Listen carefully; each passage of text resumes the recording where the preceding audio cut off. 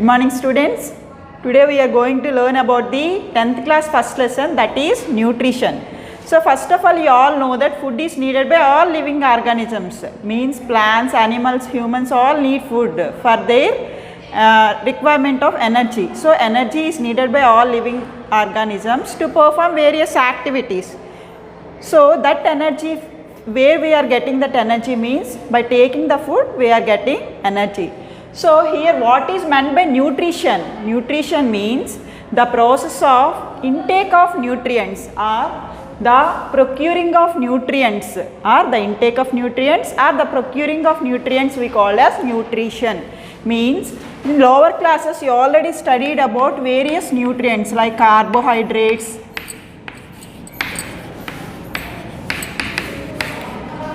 fats, proteins, vitamins,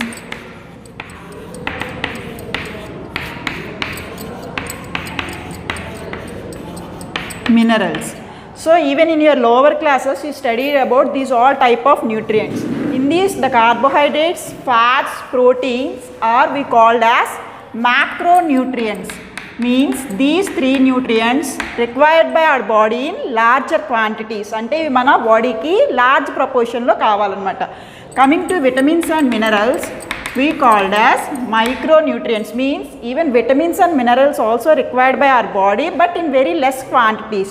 That's why we call these nutrients as micronutrients. So we already learned about that. What is meant by nutrition means simply taking of these all nutrients we called as nutrition. So now we are going to learn about what are the types of nutrition. So the nutrition is mainly divided into two types. The first one we called as autotrophic nutrition and the second one we called as heterotrophic nutrition. So all living organisms need food, but the variety of food what they take and the mode of acquiring food is differ by different organisms, and even within the single body also different cells the food requirement and the mode of taking food will be differ. So based on the mode of food how they will prepare, the nutrition is of two types. The first one we call as autotrophic nutrition, the second one we call as heterotrophic nutrition. So first we are going to learn about autotrophic nutrition. So the term auto always refers to the self. The term auto refers to the self. So trophic means nothing but nourishment. What am I? Nourishment. So autotrophic nutrition. Autotrophic nutrition means in nutrition which the organisms are capable of preparing complex food substances or complex organic molecules by simple inorganic raw materials by using light energy is known as autotrophic nutrition. So simply how we can define autotrophic nutrition means the organisms which are capable of preparing their own food. So auto means self, we already know that. So the organisms which are capable of preparing their own food by using simple inorganic raw materials. So such all organisms we called as autotrophs. So the organisms which perform autotrophic nutrition, such organisms we called as autotrophs. So the best example for autotrophs, you already know that all green plants. So all green plants on the earth, all green plants on the earth are the best example for autotrophs. Why? Because autotrophs are the only organisms which prepare their food, which prepare their own food by using solar energy or light energy. So not only green plants, even very few photosynthetic bacteria. What am I? Few photosynthetic bacteria also example for the autotrophs. Okay na? So we already know that what are meant by autotrophs, but how the green plants are able to become as autotrophs means which process make the green plants as autotrophs. So even from previous classes also you studied about that process that is known as A very familiar process known as photosynthesis. What amma? Photosynthesis. So in biology, every term, it including its definition, actually the term photo. So where you are capture your photos in the presence of light only, so the term photo refers to light. Synthesis means either making or preparing. Synthesis means making or preparing. So here the term photosynthesis defines as the process by which all green plants containing a green pigment known as chlorophyll prepare their food material by using CO2 and water in the presence of light energy. So here I can write the definition. What is meant by photosynthesis? Photosynthesis is a process. Photosynthesis is a process by which all green plants containing what they containing means a green pigment known as chlorophyll prepare complex food compounds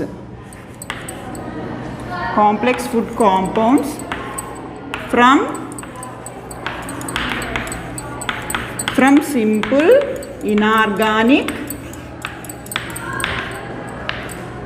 materials. Like CO2, water in the presence of light.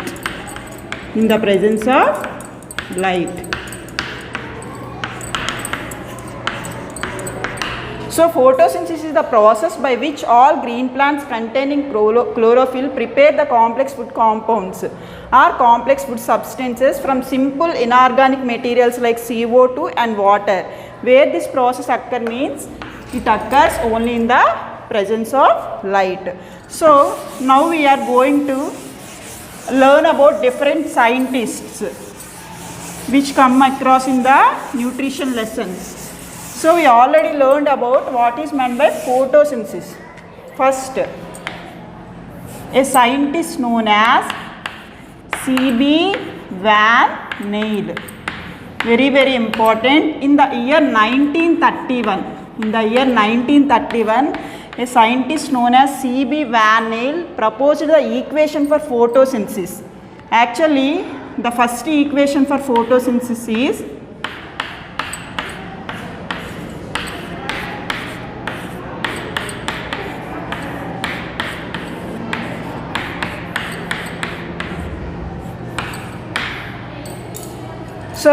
this is the first equation proposed by the C.B. Van Neyl for photosynthesis, but later this equation was modified in the balanced form, that is 6CO2 plus 12H2O gives rise to, you always remember that on the arrow mark you should mention both light and chlorophyll.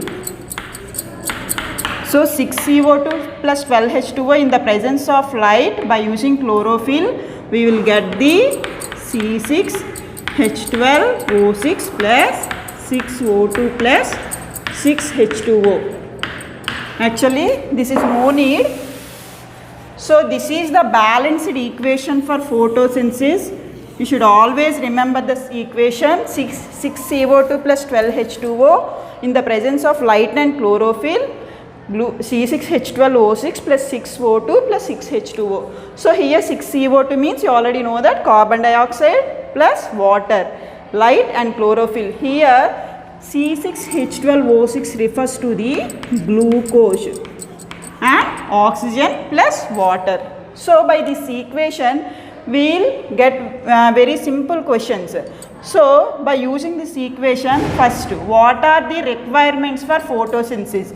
So in this equation, the two things which are left side of the arrow mark, these two are actually requirements. So what are the requirements for photosynthesis means? So requirements for photosynthesis. What we should say?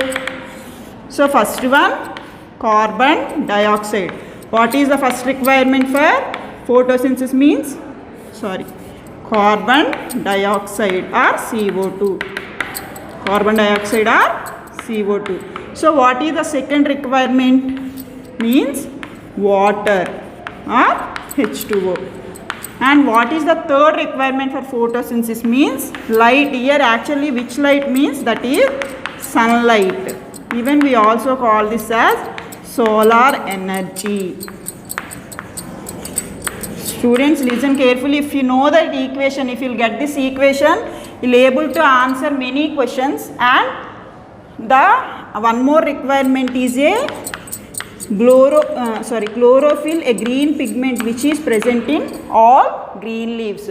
So here, basing on this equation, what are the four necessary materials required for photosynthesis? Means first one carbon dioxide, second one water, third one sunlight or light, and fourth one is chlorophyll. Then coming to what are the products of photosynthesis? What are products of photosynthesis? So what are the products here means? Already by looking this equation you can simply say that the first one, what is the product of photosynthesis means? Glucose. What is the chemical formula of glucose? C6H12O6. And what is the another product? 6O2 means nothing but oxygen. What is the second product? Oxygen, that is nothing but O2. And even little bit amount of water is also produced. So here actually water here we are writing, but that is not much important. Glucose and oxygen are here two products. Okay na? Then after that, so now we are going to look about who are remaining scientists in the nutrition lesson.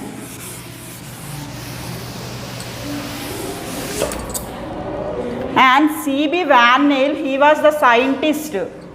What I already told to you, C.B. Van Nel, who proposed the equation for photosynthesis. You can write a notes also, all scientists in this lesson. First one, C.B. Van Nel proposed equation for photosynthesis. Proposed equation for photosynthesis. And listen carefully, C.B. Van Nel first conducted experiments. Ante he conducted experiments on what means? He conducted experiments on purple sulfur bacteria. What amma? He conducted many experiments on the purple sulfur bacteria. These are actually one type of photosynthetic bacteria. So by using purple sulfur bacteria, Van Nel conducted experiment. In this experiment, instead of oxygen, the elemental sulfur is produced. The elemental sulfur is produced. Why elemental sulfur is produced means? Why elemental sulfur is produced means? Instead of water means what? H2O. Instead of water, Van Nel used hydrogen sulfide means H2S as the starting material. He used instead of water, he used hydrogen sulfide as the starting material.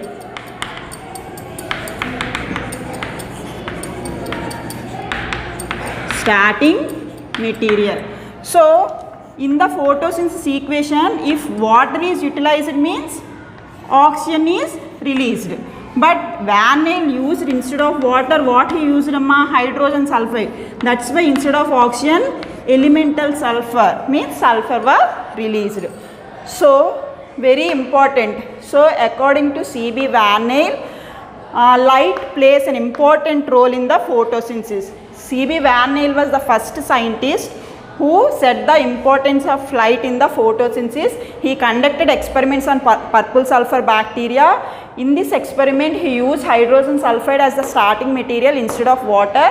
In this process, instead of oxygen, the sulfur was evolved. Evolved means produced. If he used water means the oxygen was produced. But what he used? hydrogen sulfide H2S was used, that's why sulfur was produced. Okay, clear? So now we'll chala important. So first my question, who proposed the equation for photosynthesis? What was the answer, amma? C.B. Van Neel. So actually in previous times, mostly in examinations, he questioned on years, but in these most of competitive exam, instead of years, he mostly concentrated on the application, means how much you understand the lesson.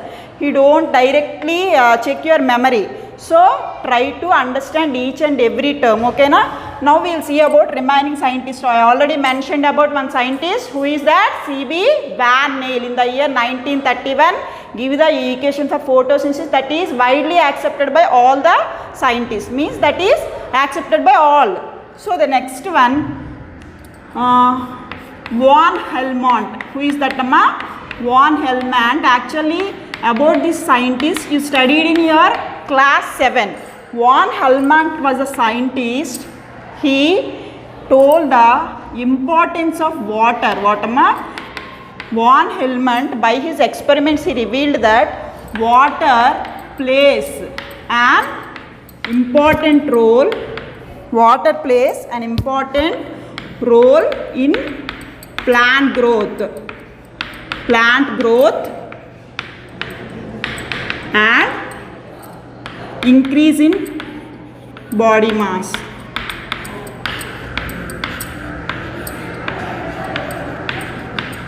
So Von Helmont, ante if he asked a question, who was the scientist tells about the water plays an important role in plant growth, means who is that, amma? Von Helmont. By conducting the experiments, he revealed that water plays a major role in the plant growth as well as to increase the plant body mass. Then next scientist, the very important, Joseph Priestley. Who is that, amma? Joseph Priestley. In the year 1770, he conducted series of experiments. Series of experiments means one after another. He conducted series of experiments to find out the role of air. What, ma? Role of air on plant growth.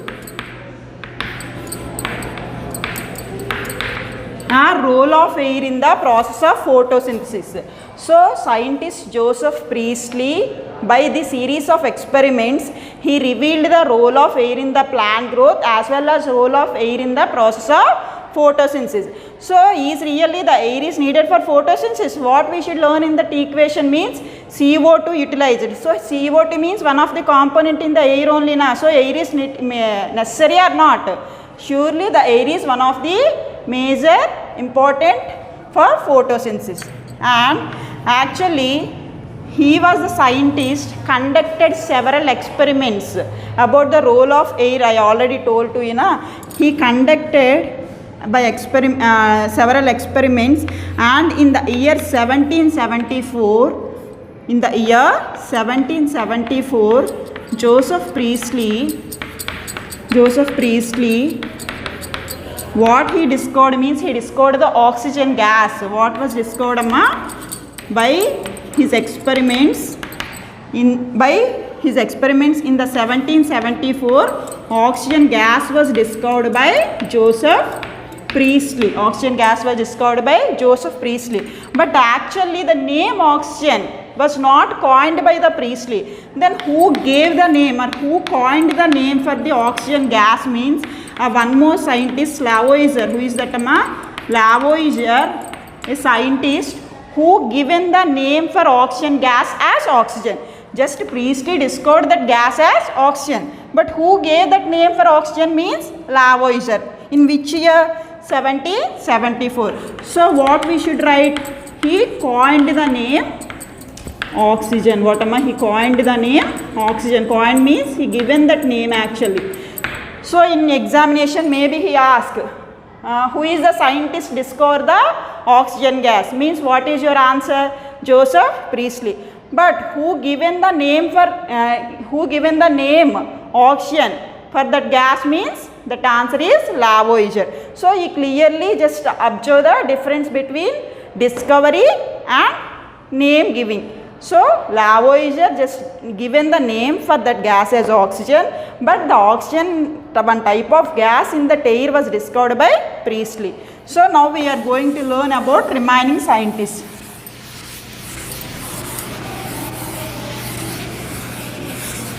Okay. Next, in the year 1817, two scientists known as Pelletier and Cavendish. Pelletier and Cavendish. These two scientists actually they extract the green color substance from the green leaves and named it as chlorophyll. So actually in the photosynthesis chlorophyll a green pigment is required. So that green color pigment is extracted from the leaves and named it as chlorophyll by two scientists, Pelletier and Cavendish. But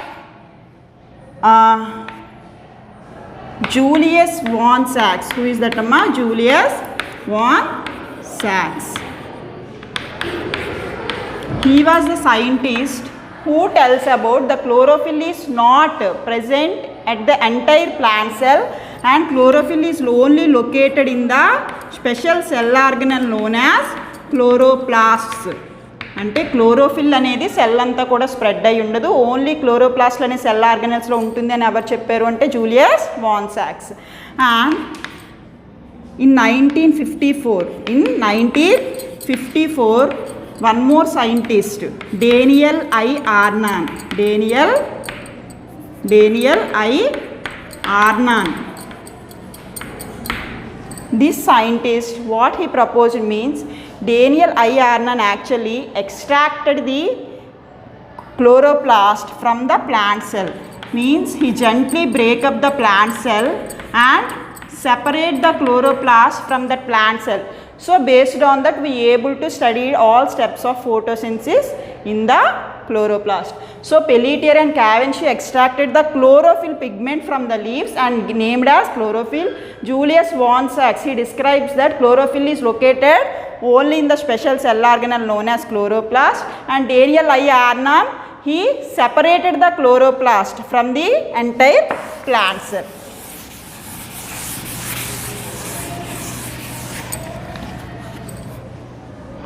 So in this lesson we will having some activities. Based on these activities we will get different questions. I briefly and I already studied about these all activities. Now I will say about what are the different questions arising from activity. So first activity he given in the textbook, starch is to test the presence of starch. What is first activity amma? To test the presence of starch. So in that activity what are the different questions you will get means, actually you already know that experiment. First we take the green leaf from the potted plant which is well exposed to sunlight. We keep this leaf in the methylated spirit in the test tube and we boil the leaf in the methylated spirit leaf over a water bath. So from this activity, and after that how can we test the presence of starch means by using iodine solution or betadine solution. Iodine or betadine solution. Iodine or betadine solution we test the presence of starch. By using iodine or betadine solution, whether the leaf containing starch, it changes its color into blue black color. So the blue black color indicates the presence of starch. The blue black color indicates the presence of starch. So whether we want to confirm whether the either leaf or any food material containing starch, we have to pour few drops of iodine or betadine solution over that. Whether it changes into blue black color, it confirms the presence of starch in that food material or in that leaf. And next one more activity he given, carbon dioxide is necessary for photosynthesis. In that activity we also termed as Mohs half leaf experiment. What we termed amma? Mohs half leaf experiment. In this Mohs half leaf experiment we used a special solution or special chemical known as KOH, or very important bit, this one, potassium hydroxide solution. What is that solution, amma? Potassium hydroxide solution. Potassium hydroxide solution. Why in the moles half? What is the question you'll get from this experiment means why we used potassium hydroxide solution or KOH solution in this experiment means the KOH solution help to absorb the CO2. Help to absorb CO2 in the glass bottle. Help to absorb the CO2 in the glass bottle. So when the CO2 was absorbed by KOH solution, in that bottle there is no CO2. That's why we easily confirm the importance of CO2 in the photosynthesis. So why CO2, why KOH solution used in this experiment means to absorb the CO2 present in the glass bottle. Why we used potassium. And one more activity, oxygen is released during the process of photosynthesis. So for that we use two aquatic plants only we are using. Either mostly in the experiment we use two types of plants, either hydrilla or Elodea plants. These two are aquatic plants. Aquatic plants. Actually already we studied John Ingenhouse. Who is that, amma? John Ingenhouse. John Ingenhouse, the scientist who conducted experiments by using these aquatic plants, and what his observation means, in the presence of sunlight small air bubbles were coming out from the test tube, and later he confirmed that what is the gas present in the bubbles was nothing but oxygen. So Priestley he given John Ingenhouse, he given the statement that all green parts of plants carry out process of photosynthesis only in the presence of light. He conducted experiments with aquatic plants like hydrilla or Elodea, and in that small gas bubbles are coming from that plant after some time, and that gas was nothing but oxygen. And one more scientist, Engelmann in the early 20th century, he noticed that very important maximum rate of photosynthesis.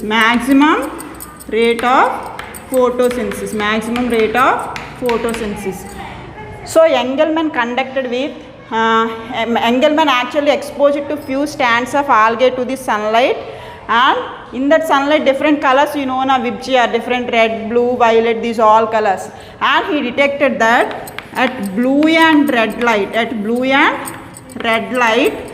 there is maximum rate of photosynthesis takes place. At which light, amma? Blue and red light, only the maximum rate of photosynthesis occurs. Okay na? So in the blue and red light only, when he after the photosynthesis process, he allow few oxygen sensitive bacteria. That oxygen sensitive bacteria crowded in the presence of blue and red light only. And actually we all thought that green light is very essential for photosynthesis, but that is wrong. Green light is not required for the photosynthesis process. Where photosynthesis occurs at the highest rate means at blue and red light only. Green is always reflected by the leaves. That's why we all see in the leaves and remaining parts as green in color. Okay na? So at which light maximum rate of photosynthesis takes place means red and blue light. Next, mechanism of photosynthesis. What amma? Mechanism of photosynthesis. So in the simple form I write APS means here photosynthesis, mechanism of photosynthesis. In the mechanism of photosynthesis, actually photosynthesis it is a very complex process. It is not directly takes place in a single step. So in the photosynthesis process, actually two types of reactions takes place. The first one we called as light reactions. What we call them? Light reactions. And the second one we called as dark reactions. Dark reactions. So simply I'll explain what are light reactions and what are dark. Light reactions means the reactions of photosynthesis which occur or which need the light energy, which require the light energy, we call as light reactions. And even we also call these light reactions as light dependent reactions. Why? Because means These all reactions actually depend on the light energy. That's why we call light reactions as light dependent reactions. And one more reactions we called as dark reactions. But most of you thought that the dark reactions means those are only will takes place in dark, means that is completely wrong. The term dark reactions refers that these reactions and means some of the photosynthesis reactions will not require the light energy, means they may be occur in the presence of light or in the absence of light, means they occur in the daytime, even in the dark time also. Okay na? But actually these reactions does not need the light energy. So we also call these reactions as light independent reactions. What we call them? Light independent means actually they don't need light energy. That's why light reactions are light dependent and dark reactions are light independent. Maybe he given the question, dark reaction occur in the daytime, in the night time, even both day and night time. What is your answer? Means both.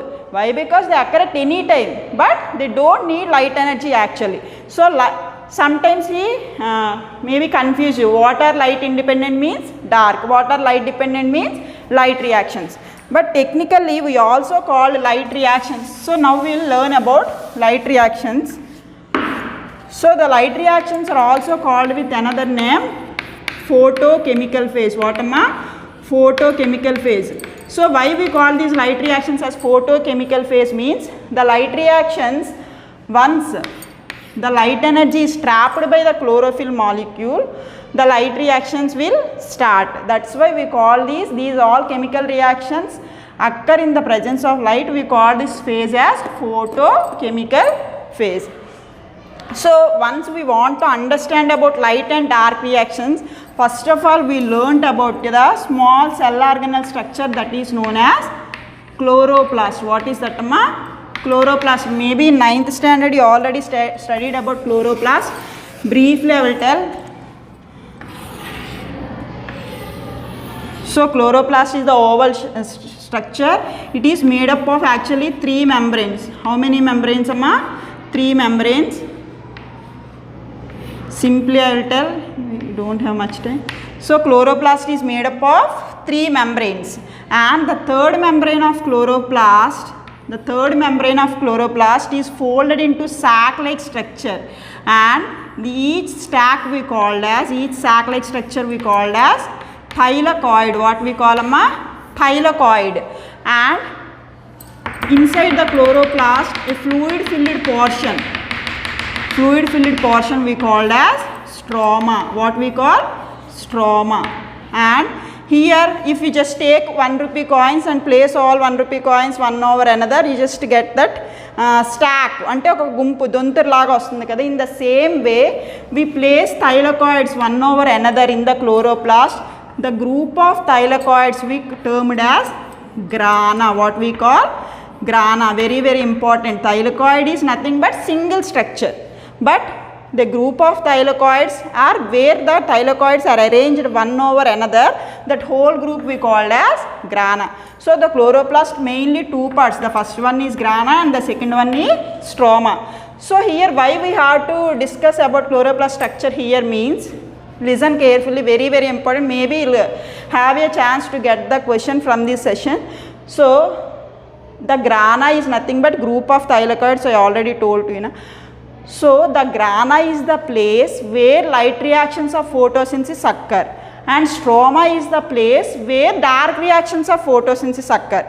Clear? So grana is the place where light reactions of photosynthesis takes place, and stroma is the place where dark reactions occur. Very very important. And remaining small structures like starch granule, loop of DNA, these all additional structures also present, but we are not discussing here. Mainly we have to remember about only one thing, grana and stroma. Grana is nothing but the third membrane folds. Each fold we call as thylakoid, and group of thylakoids we called as grana, and the fluid portion we called as stroma. So I already told you, grana is the place where light reactions takes place. So here we can write that where light reactions occur means in the grana of chloroplast. Where light reactions occur in the grana of chloroplast. And light reaction mainly include 3 steps. How many steps? 3 steps. So what actually takes place, we discuss briefly. First one, step 1. So in the step 1, the chlorophyll molecule, what am I? Chlorophyll molecule, by absorbing the photons of light energy, become activated. So here I given star symbol means that represent generally activated chlorophyll. So in the light reactions, in the step 1, the chlorophyll molecule, actually where this chlorophyll molecule and remaining other photosynthetic pigments are located means on the membranes of thylakoids. This chlorophyll and other photosynthetic pigments are located. Actually still we are many times we crossed the term chlorophyll. Actually what is chlorophyll means all leaves are green in color. Why those all leaves are green in color means a specific pigment means some color giving substance is present in that leaves. What is that pigment molecule means? Chlorophyll. What is that color pigment? Chlorophyll. Because of that chlorophyll only all leaves of plants appearing green in color. And the chlorophyll not only giving green color, it plays very important role in photosynthesis. That's why even photosynthesis equation also on the arrow mark we written chlorophyll light. So what is the function of chlorophyll? Actually remember carefully, chlorophyll help to trap the sunlight. Chlorophyll molecule help to trap or capture the sunlight energy which is utilized in the process of photosynthesis. Means chlorophyll molecule capture the light energy and help in the photosynthesis process. After the photosynthesis process, the food molecules like glucose, starch, these all are produced. So he given if what is the function of chlorophyll means to trap the light energy or to trap the solar energy. So here in the step 1, the chlorophyll molecule capture the light energy in the form of photons. Actually in chemistry maybe crossed this term. Photons means small energy packets, light energy small units లేదా small packets ని ఏమంటామంటే photons అంటాము. So chlorophyll molecules by absorbing photons of light energy become activated. What it done amma? It become activated. Then what is step 2? What happened means in the step 2, the activated energy of chlorophyll molecule, the activated energy of chlorophyll molecule means the chlorophyll receiving the energy from the photons of light and become activated. This light energy help to split the water molecule into two respective ions, H plus and OH minus ions. Why? Because water is a molecule, it is composed of two ions, H plus ion and OH minus ion. H plus ion ni manam hydrogen ion antamu, OH minus ion ni manam hydroxyl ion an antam. So here this activated energy of chlorophyll molecule help to split the water molecule into H plus and OH minus ions. But here this step 2 technically also called as, it having two names. This one also called as Hill's reaction, and this step is technically called as photolysis. Many times in 1 mark he asked what is meant by photolysis of water. So listen carefully. Photo means light. What am a photo means? Light. Lysis means breakdown. Actually water molecule is breakdown into two respective ions by using light energy. So that's why we call this step is photolysis. What is actually breaking down here means water molecule breaking down by using what means the light energy of the photons which is already captured by chlorophyll molecule. So this step what we call photolysis. Sometimes maybe he ask in which reactions photolysis was occur means in the light reactions. Okay, in the photolysis which molecule is breakdown means water molecule. What are the two ions means H plus ions and OH minus. And why we call this step as Hill's reaction means a scientist known as Robert Hill. Who is that man? Robert Hill specifically he observes that this reaction and he proposed that water molecule breakdown in the presence of light. Okay, now that's why we also call this reaction as Hill's reaction. Then what is step 3? Step 1, step 2 over, then what is step 3? Coming to step 3. Very simple, in the step 3, the two ions of water, H plus ion, OH minus ions, are utilized in different equations. First one, coming to OH minus ions. OH minus ions by a series of steps. What are these steps means you will learn about in your higher classes. In different steps, OH minus are giving to both water and oxygen molecule. Water is utilized by the plant for itself. O2 is released into the atmosphere. O2 where amma oxygen emotadi గాల్లోకి release అవుతుంది, అట్మాస్ఫియర్లోకి release అవుతుంది. So what happen in the third step means the OH minus ions of the water molecule by a series of reactions, means by many reactions they will change into water and oxygen.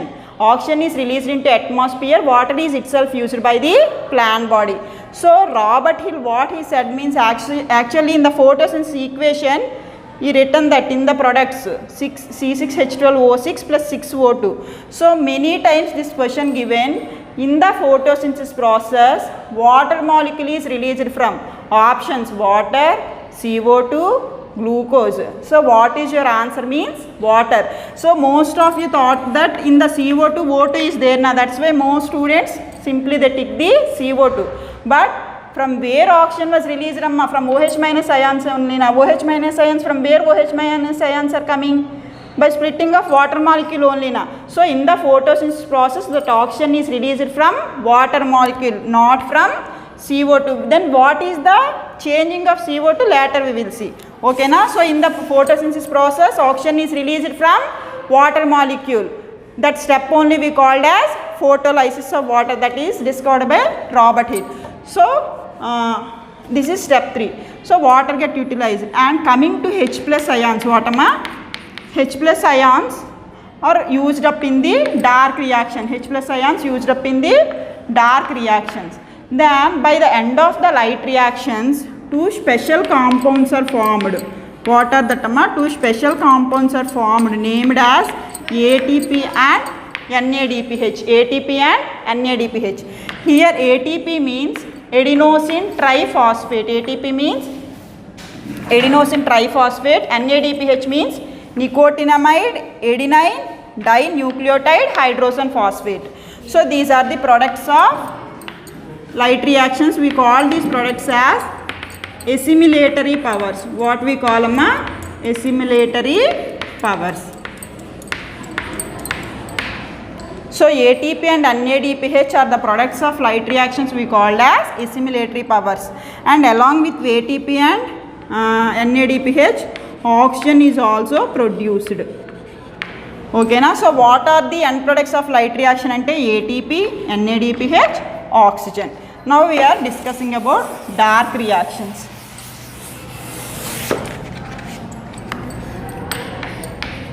So coming to dark reactions, I already told to you light independent reactions, and this term technically called as biosynthetic phase. What we call them? Biosynthetic phase.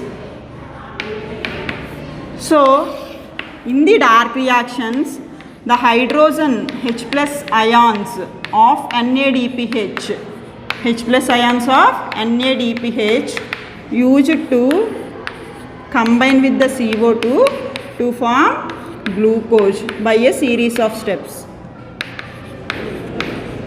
Dark reactions, what happen actually in dark reaction means hydrogen of the NADPH which is formed in the light reaction, that hydrogen will combine with the carbon dioxide to form glucose. So that's why we call dark reaction as biosynthetic phase. And so plants always by the photosynthesis process they will produce the simplest carbohydrates, glucose, but this glucose later stored in the form of either starch and cellulose. Starch and cellulose. Even plants are also able to synthesize other components like proteins, fats also by using the glucose. So here what is the end products of light reactions means ATP, NADPH, oxygen. And what are the end products of dark reaction means glucose. What are the end products of dark reaction? Glucose. Even water is also at the end products of light reaction only. So where dark reactions takes place means in the stroma of the chloroplast. Now we are discussing about heterotrophic nutrition. What am I?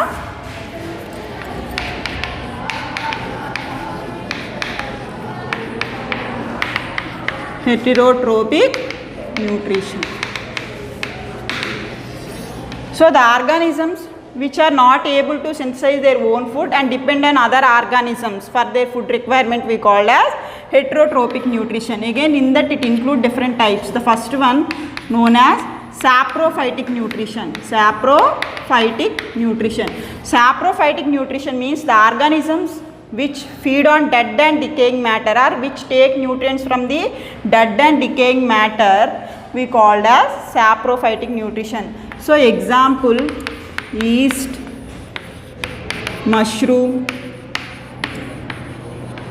bread mold, these all are belong to the fungal category, and these all are actually fungi. So these all are digest the food material outside of their body, and after that the products they will ingest. Means saprophytic organisms, they break down the food material outside of the body mainly by releasing enzymes over the food, and after that they ingest it. So saprophytic nutrition, they play a very important role in clean up our surroundings or cleaning up the environment. Why? Because if you just imagine that if the saprophytes are not present on the earth, all the dead and decaying matter exists on that earth. So it really not good. So that's why saprophytic organisms plays an important role in cleaning up of the environment. So the second one is parasitic nutrition. What am I? Parasitic nutrition. So here parasitic nutrition means the organisms which feed or which derive nutrients from the other organisms without killing them. Means they are unable to prepare their own food. That's why they take or they derive nutrition from the other organisms, but they does not kill that organisms. So parasitic nutrition actually mostly all some animals, like for example lice, tells kada in your head lice are present, it just sucks your blood. Even leech, jalaga antar tells kada, lice, leech, even these two are actually external parasites, means those are not living inside of body, only outside. Coming to tapeworm. What am I? Tapeworm. Tapeworm, this is one intestinal parasite mostly present in the intestine of humans, and it take the digested food by using its villi structure. Okay na? So parasitic organisms derive nutrients from other organisms. Okay na? And coming to parasitic, one plant also there, that plant we called as Cuscuta. What am I? Cuscuta plant. So in the plant category only Cuscuta we give an example for parasitic plant. Coming to animals, lice, leech, tapeworm, even mosquito, housefly, those all are taking nutrients from humans and other animals now. So these all are parasitic, but plants mostly autotrophs. But Cuscuta, one plant known as parasitic plant example. What is the example for parasitic plant, amma? Cuscuta. In common language we call it as dodder plant. What we call? Dodder plant. This Cuscuta plant actually does not have chlorophyll. In the Cuscuta plants, the leaves have no chlorophyll, but only in this whole group one plant known as Cuscuta reflexa. What am I? Cuscuta reflexa. It is one plant in the whole family of Cuscuta, and that plant having very little amount of chlorophyll, but most of the Cuscuta plants do not have chlorophyll. So is it possible to make to prepare food by photosynthesis without chlorophyll? Means no, it is impossible. Without chlorophyll, the plants are unable to prepare their food. So then what happen means this Cuscuta will twine over the other plants. Twine means there is like spirals. It will form spirals over any other plant. And by using the special structures, very important, haustoria. What am I? By using a special root-like structures known as haustoria, that Cuscuta plant will extract nutrients and water from the other plant. And in the parasitic nutrition, the organism which take nutrients we called as parasite, and from where it take nutrients we called as host plant. For example, over any plant, this Cuscuta plant spines means that plant we called as host, and this is parasitic plant. So in the Cuscuta plant, what are the important structures? Haustoria. These haustoria is Hausturi are the small root-like structures which help to take nutrients and water from the host plant. So saprophytic, parasitic, and the third we called as holozoic nutrition. What am The third one we called as holozoic. Just simply close your eyes and remember how you take the food. So either you eat pizzas, burger, food, water, you just simply ingest into your mouth. So the organisms which take the food, which take the whole food material and break down it inside their bodies, such organisms we call as holozoics, and such type of nutrition we call as holozoic nutrition. Means either any animal, either rabbit, cow, even humans, we all simply taking the complex food material into our mouth and later we break down it by using our digestive systems. Okay na? Such type of nutrition we call as holozoic. Holozoic means we take the food as the whole. So that is holozoic nutrition. And I already told you the food requirements and the mode of taking food will be differ from animal to animal. If you take the unicellular organisms like amoeba, unicellular means you already know that the organism's whole body is made up of a single cell, uniform and same type. So here coming to amoeba, it is example for unicellular organism. Most of the unicellular organism, they take the food through their whole body surface, and amoeba use a finger-like projections of its cell surface known as pseudopodia. What am For example, if you draw amoeba like this is shapeless organism actually. These projections, finger-like projections of cell surface we call as pseudopodia. Okay na? By using this pseudopodia, it trap over that food molecule and forming food vacuole over there, and inside the food vacuole it digests the food.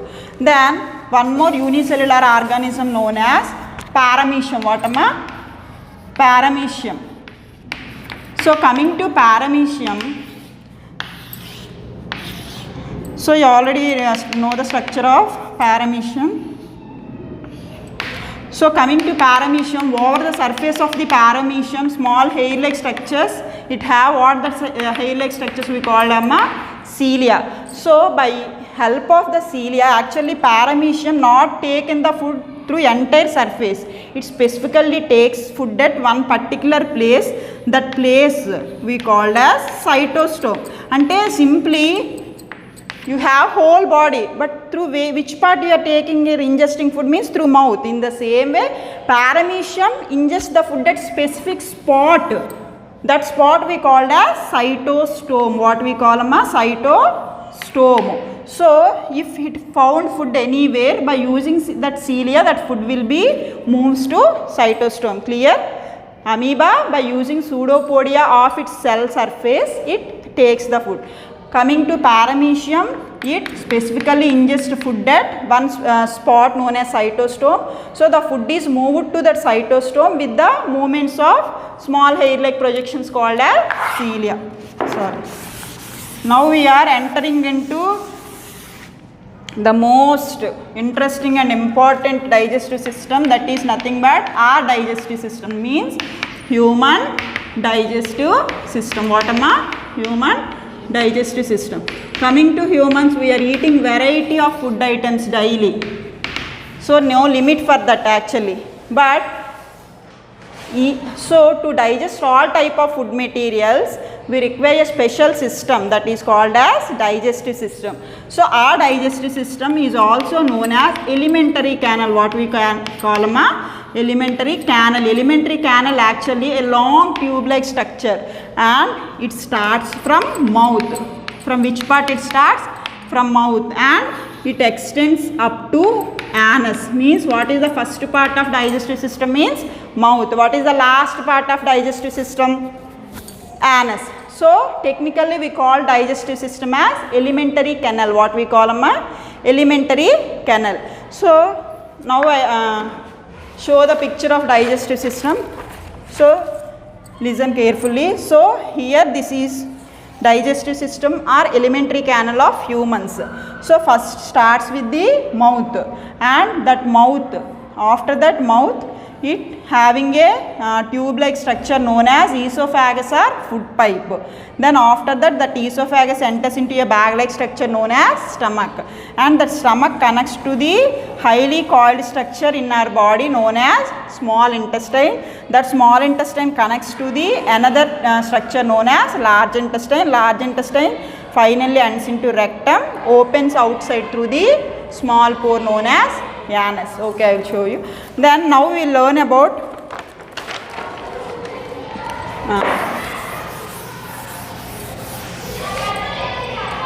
for rough idea actually.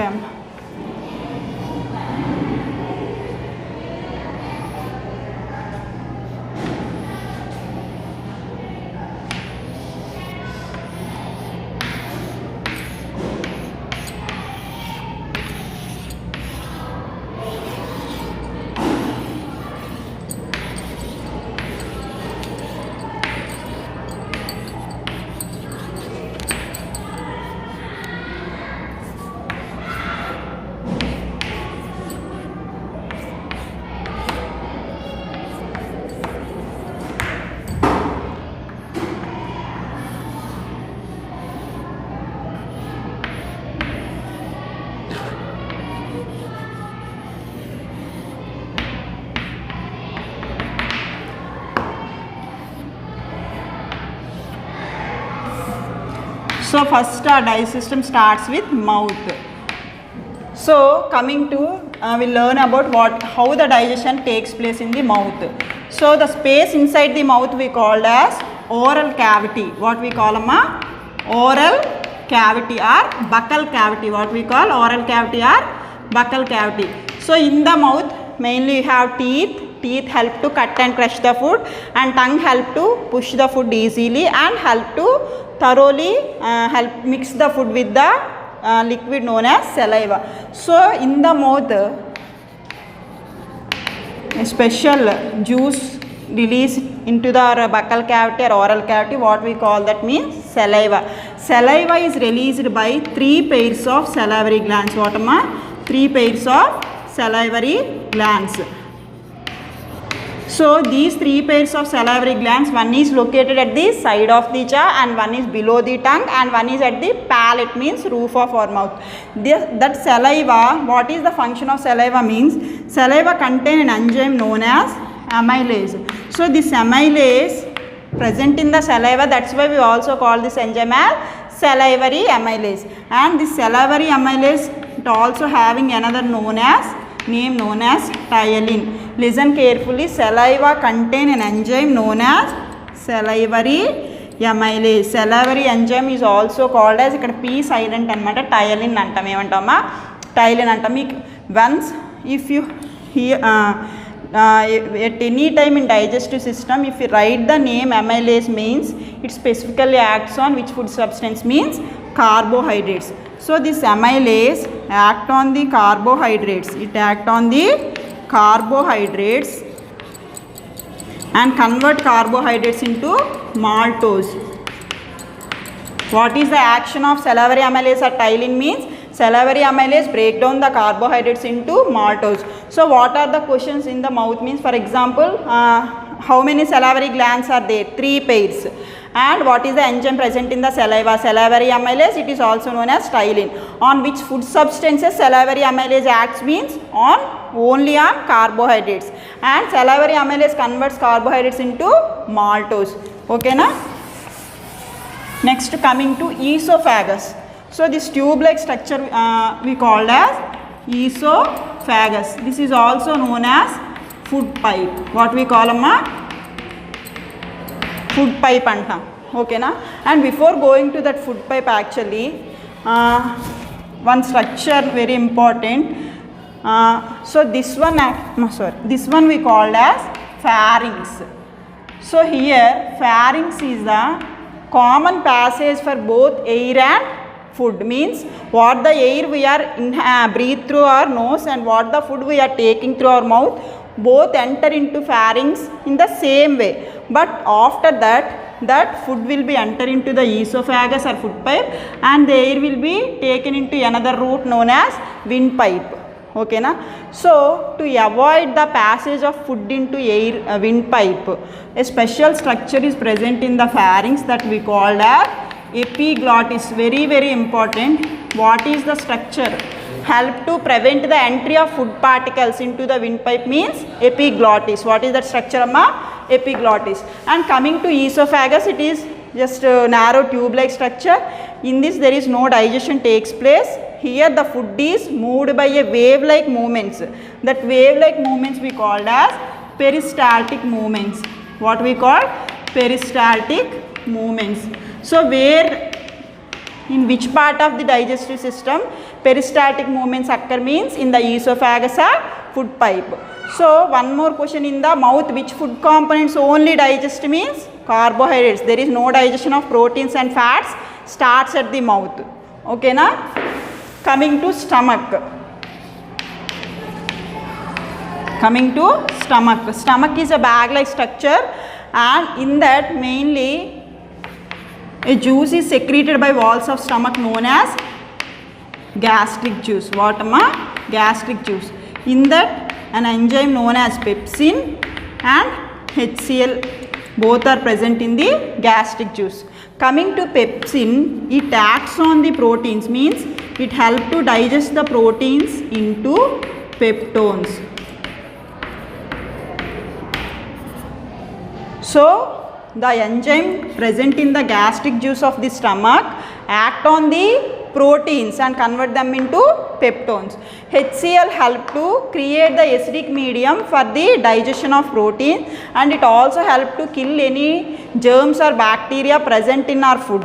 What is the function of HCl means? It creates acidic medium. That acidic medium enables the better digestion of proteins and to activate the pepsin enzyme also. And one more important function of hydrochloric acid is nothing but it helps to disinfect the food by killing any harmful pathogens or germs present in the food. And here coming to stomach, so maybe question, where digestion of carbohydrates starts in our digestive system means mouth. Amylase converts carbohydrates into partially digested forms known as maltose. But where first time the protein digestion starts means in the stomach. Where protein digestion starts means in the stomach. And where hydrochloric acid released means in the stomach only. And what is the enzyme present in gastric juice means pepsin. It acts on which food substance means proteins and convert them into peptones. And what is the next important part means small intestine. What is that, amma? Small intestine. And listen carefully, it is the longest part of your digestive system. Longest part, not largest part. For example, if you just imagine that your whole digestive system is 9 meters long, the alimentary canals is 9 meters long, in that mostly the 7 meters is occupied by the small intestine only. But this is highly coiled structure. So how you just, for example, how you roll the water pipe, in the similar way the small intestine is highly coiled and embedded in that small space also. Why that is highly coiled means to enable maximum digestion and maximum absorption. Okay na? For example, if the pipe is in the without any folds, if you help, if you just pour the water is easily passed away to down. But if it is highly coiled means the water remains for some time in that pipe. In the same way even here also takes place. Small intestine is the longest part. And here very very important, actually I drawn rough diagram. This U-shaped part we call as duodenum. What we call duodenum. And this we call as liver, and this called as pancreas. Actually this duodenum is the first part of small intestine. This duodenum is the first part of the small intestine, and the secretions means the juices of liver and the juices of pancreas both will be entered into where, amma? Into the duodenum of the small intestine. Listen carefully. So the liver as well as the pancreas send their secretions or send their juices into small intestine. Actually the duodenum is nothing but the first part of the small intestine. Okay na? So now we will talk first about liver. What amma? Liver. So the liver is the largest gland in the human body. So what is the largest organ in your body means skin. Skin covers whole throughout your body. But what is the largest gland in your body means liver. Liver is the largest gland. Then here the liver produces a juice known as, it is bile juice. Don't write liver juice, it is bile juice. What is that, amma? Bile juice. Then what is the function of bile juice means, actually coming to food nutrients like carbohydrates, proteins, fats. In these three, fats are the highly complex food nutrients, highly complex food components. So to digest fats, it is very difficult task. That's why the bile juice help to it help to convert the larger fats into small fat globules. That process we known as emulsification. What we call emulsification. So here what is the function of bile juice means, that is known as emulsification of fats. What is meant by emulsification? Conversion of larger fats into small fat globules. Globules means small particles, చిన్న రేణువులాగా మారుస్తుంది అనమాట. దాన్ని ఏమంటాము? Emulsification అంటాము. ఇక్కడ చూడండి, లివర్లో ఒక bulb like structure ఉంది కదా, దాన్ని గాల్ బ్లాడర్ అంటాము. In this gall bladder that bile is temporary stored. What is the structure అమ్మా? Gall bladder. So what is the bile juice produced in the liver is temporary stored at the gallbladder. So the next one coming to pancreas. So in the liver, what process actually takes place means, only emulsification of fats takes place. The next coming to pancreas. Liver ni largest gland అని అంటున్నాం కదా, అలాగే pancreas ni mixed gland అంటాం. What we call mixed gland. Why? Because it produces both hormones as well as enzymes.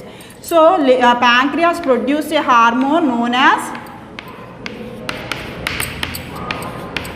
insulin, glucagon.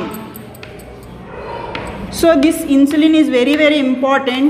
This insulin, maybe you heard the term that many sugar patients, they are daily taking insulin injections. So here the insulin hormone help to control the sugar level in your blood. What its function amma? Insulin hormone help to control the sugar level in the blood.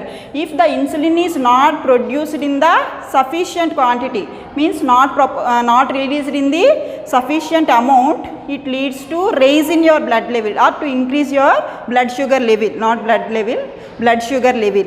So that condition we called as, what we call that condition? What we call that condition means diabetes mellitus.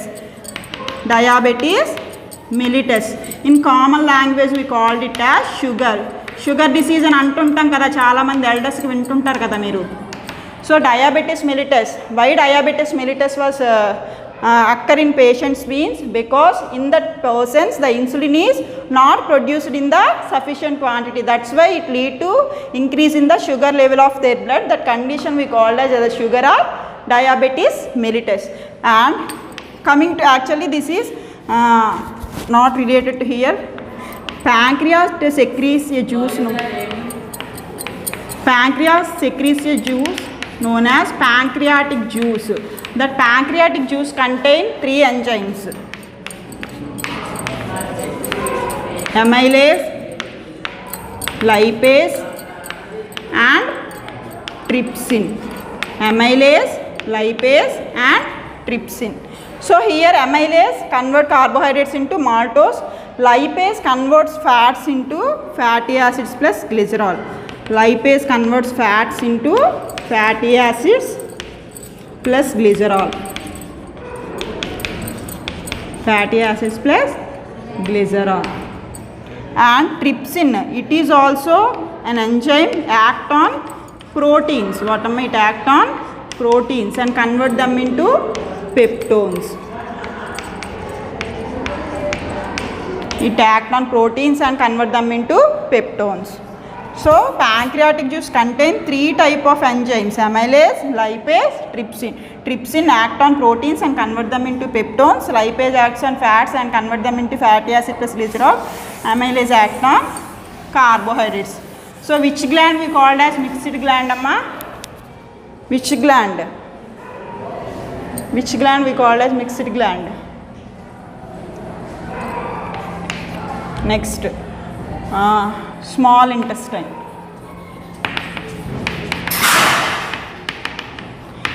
So very important, small intestine is the part of digestive system where complete digestion of all food components takes place. Where complete digestion of all food components takes place.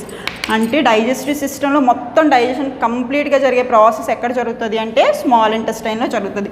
Small intestine produce A juice known as intestinal juice. We also call that juice as succus entericus, and that intestinal juice also contain amylase. That intestinal juice, it help to convert all partially digested food into their simplest forms. It having an enzyme known as peptidase. What am I? Peptidase. It converts peptones or peptides into amino acids. And already I told you, lipase in the pancreas, lipase converts lipids into fatty acids plus glycerol. And here one enzyme known as sucrase. What? Sucrase. So it converts a complex sugar known as sucrose into simplest sugar known as glucose. So, and lipase.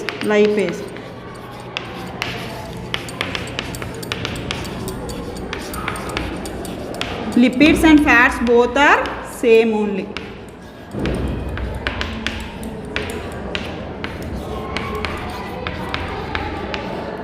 So when the food components converted into these forms, we can say that there is process of digestion completed.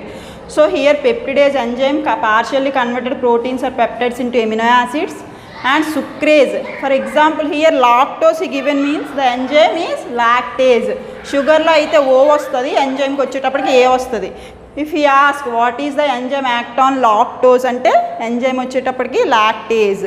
If maltose aithe maltase. Alage sucrose, these all are different type of sugars anamata. Sucrose means sucrase. Sugar అయితే ఓ వస్తుంది, same ఓ ప్లేస్లో ఏ పెడితే అది ఏమవుతుంది, దానిపైన act చేసి enzyme అవుతుంది. ఏదైనా ప్రోడక్ట్ ఎప్పుడు అల్టిమేట్గా ఏ రావాలంటే గ్లూకోజ్ రావాలి. Why? Because glucose is the simplest carbohydrate or it is the simplest sugar. Then lipase finally convert fats or lipids into fatty acids plus glycerol. So up to here digestion completed. So where all type of food components are digested means what is the answer, amma? Small intestine. What is the answer? Small intestine. Then coming to large intestine. What is that? So large intestine is the part after small intestine. In the large intestine actually there is no digestion takes place, but before going to large intestine, in the small intestine after digestion completed, there is another process also takes place that we called as absorption. What we call absorption means the digested food products are enter into the blood through the small finger like projections of small intestine. That finger like projections we called as villi. Through the villi of small intestine, the digested food products like amino acids, glucose, fatty acids plus glycerol are enter into the bloodstream. That process we called as absorption. Ante kalisipovam anamata. Then coming to large intestine, here digestion already completed, absorption also takes place. So the undigested food enter into the large intestine. So in that large intestine, the excess water absorbed. What happened in the large intestine? The excess water in the undigested food is get absorbed. Undigested food contains still some amount of excess water that is absorbed in the large intestine. After that, the semi-solid fecal matter is formed. That hard matter will be sent to a small chamber known as rectum. In that rectum, it is temporarily stored, and finally through the anus, it is expelled out or it is sending out. So here digestion completed. And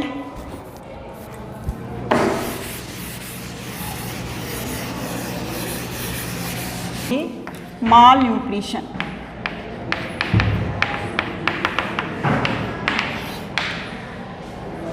Malnutrition means taking of diet that does not have either one or more nutrients. So malnutrition means taking of diet that does not contain either one nutrient or more nutrients. Again it is of three types. First one we call as protein malnutrition. What amma? Protein malnutrition. The second one we called as protein calorie malnutrition. Protein calorie malnutrition and calorie malnutrition.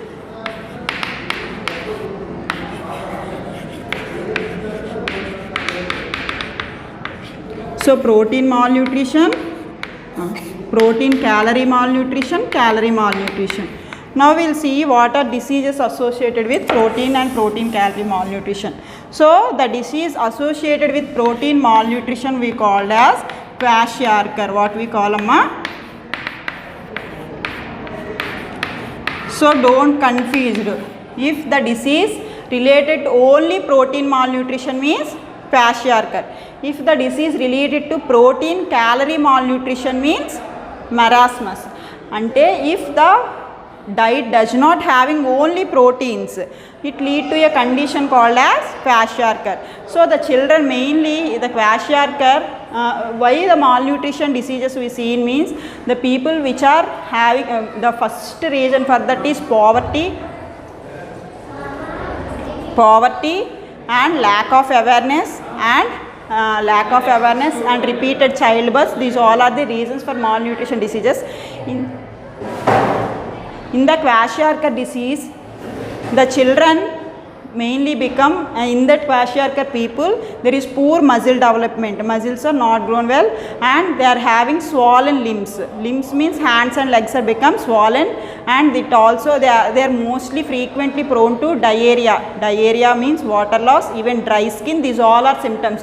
Kwashiorkor people or children always having swollen limbs, poor muscle development, diarrhea, dry skin. These all are symptoms for kwashiorkor.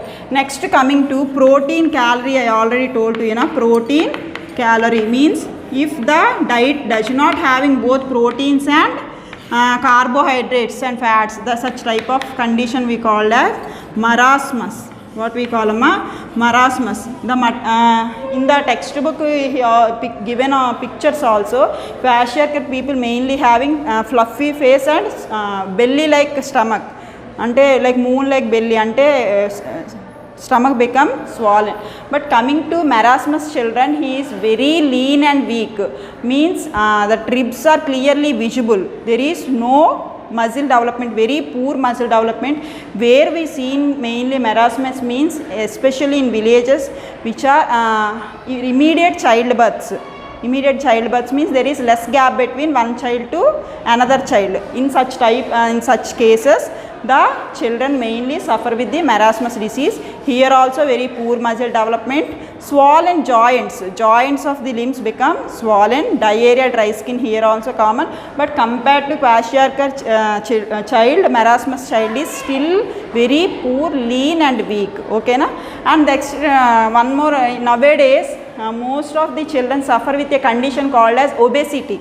Obesity means you already know that having more junk foods or having more fat rich foods, there is no proper physical exercise. So the child become obese means become fat. He is unable to doing his work, and in the future maybe he maybe have the chance to get heart problems, even kidney, those all diseases. That's why taking enough diet and proper physical exercise are very important to maintain the healthy body. And the next one we seen about,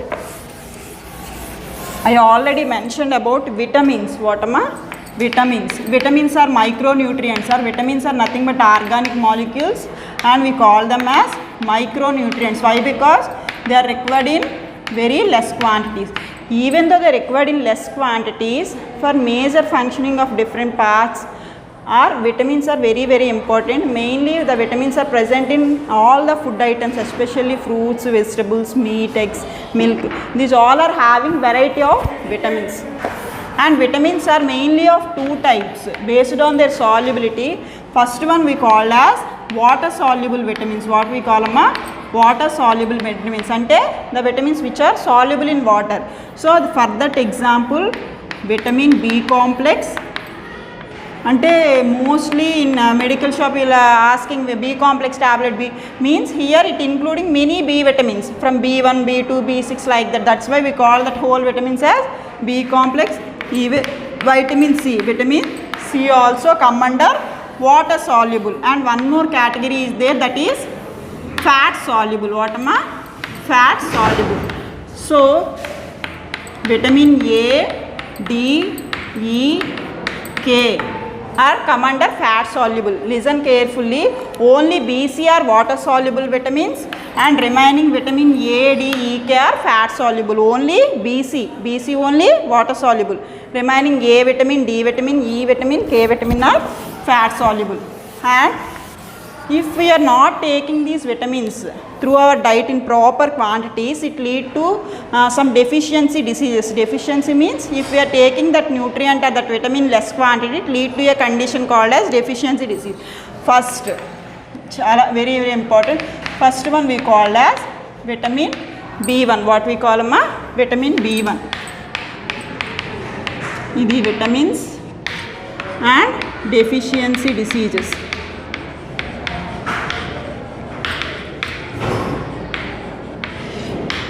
Vitamin B1, what is the chemical name for vitamin B1? Thiamine. What is the chemical name for vitamin B1? Thiamine. So coming to thiamine, what is the deficiency diseases means beriberi. What is that beriberi? If the diet having less amount of vitamin B1, that condition called as beriberi. So that's why we have to avoid the eating of polished rice. That polished rice is lack of vitamin B1. So if we take the whole the grains, means unpolished rice means that is having good source of these B vitamins. Then coming to vitamin B2, that is riboflavin. What is that riboflavin? If that riboflavin is less in our food, it lead to a condition called as glossitis. What is that? Glossitis. In the glossitis, this is mainly we see in that mouth cracks at corners, red and sore tongue. These all are vitamin B2 deficiency, glossitis. Coming to vitamin B3. What is vitamin B3? This one we called as niacin. What is the chemical name of vitamin B3? Niacin. So if niacin is less in a diet, it lead to a disease known as pellagra. What is that? Pellagra. So ఇంకా సింపుల్గా రామ్ గోపాల్ వర్మ మీకు గుర్తుంటుంది కదా, riboflavin అంటే గ్లోసైటిస్, ఇది pen అని గుర్తుపెట్టుకోండి, pellagra related to niacin. So vitamin B3 తర్వాత there is not immediately vitamin B4. After vitamin B3 actually vitamin B6. What is that vitamin B6. What is vitamin B6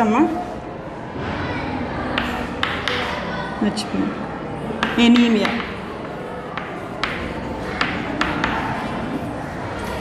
folic acid. వాటమ్మా vitamin B6 deficiency lead to anaemia. Anaemia అంటే తెలుసు కదా, very అంటే less haemoglobin, blood is less in they, that's why they are very lean. Then next coming to vitamin B12. వాటమ్మా vitamin B12 cyanocobalamin. Cyanocobalamin, actually this is a vitamin synthesized by bacteria present in our intestine. These all vitamins are supplied through our diet, but vitamin B12 is not supplied through our diet, it is synthesized by bacteria present in our gut or intestine. So even cyanocobalamin deficiency also lead to anemia, but that anemia we called as pernicious anemia. What we call pernicious.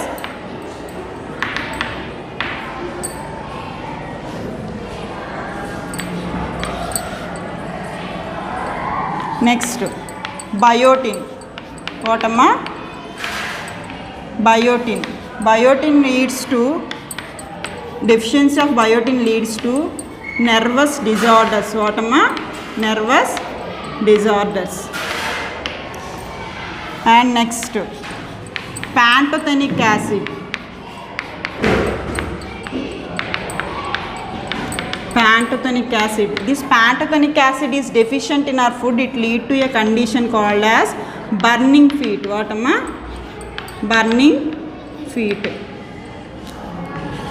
Next, okay.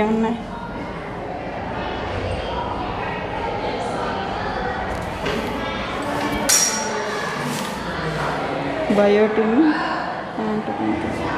folate. One more water soluble vitamin is there, that is known as ascorbic acid. What is that, amma? Ascorbic acid. This we called as vitamin C. Vitamin C chemical name ascorbic acid. If the vitamin C is less in our diet, it lead to the condition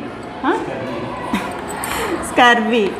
Actually, in this scurvy, it is delay in healing of wounds. Ante if any damage or wounds happen, there is more time to heal that wounds if the vitamin C is less. And vitamin C also help to improve our immunity, our resistance power.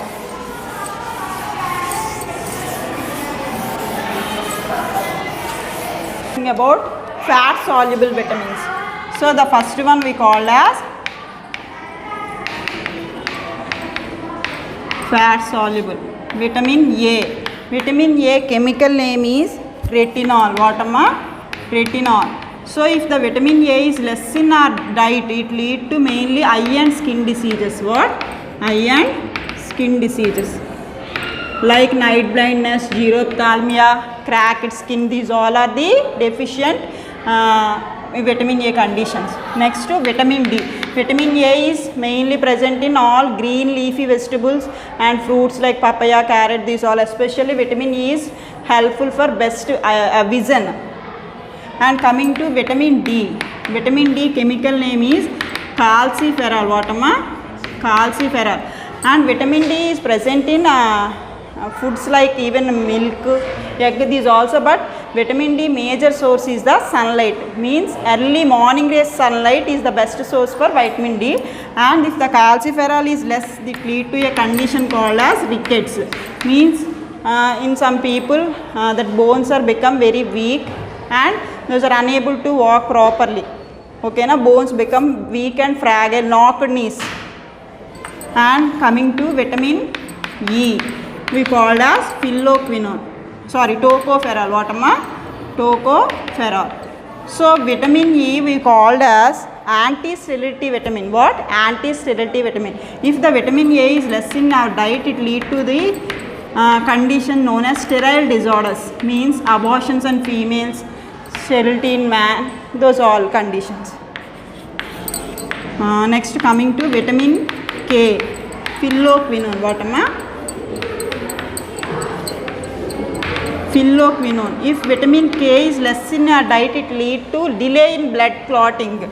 Means for general people, it nearly take 3 to 4 minutes to clot the blood after an injury. But if the vitamin K is less in that people, it takes much time to delay to clot the blood. Delay in blood clotting.